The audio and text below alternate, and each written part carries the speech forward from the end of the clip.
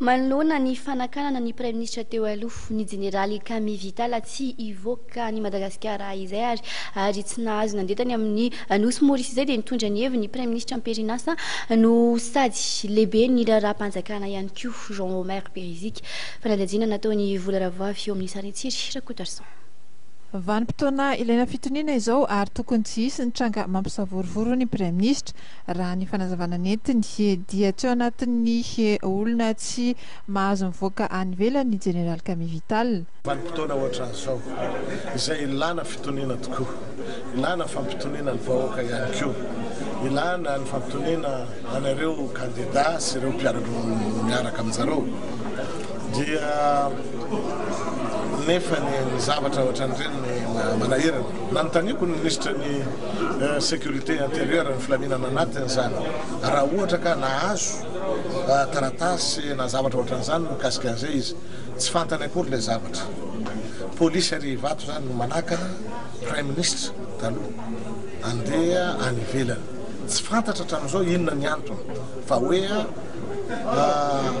ordre na baiko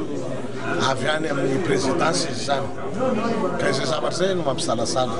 izao fotoana tena ilatsika filaminana izao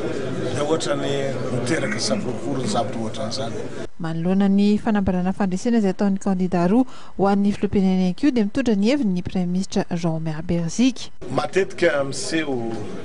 amin'ny toerana maro ny filazana ohatran'izany ho an'ny kandida fa indrindra raha tery dia tery ny valim-pifidianana dia tsy dia mahagaga loatra zany fa ataoko samy endry daholo ny kandida anankiroa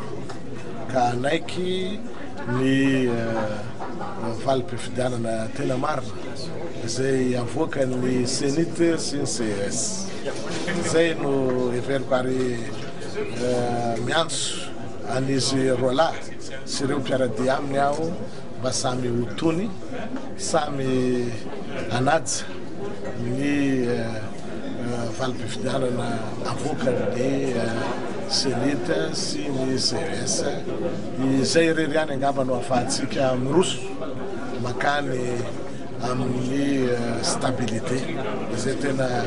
tadiavin'ny vahoaka malagasy amin'izao fotoana izao. Nosy ny Praiminisitra ihany koa afa misy ny androm-panjakana miandraikitra ny fandraisana olana momba ny fifidianana ary raha hita ho izy afa nisy ny alabady dia tokony ametraka fitoriana ny kandida.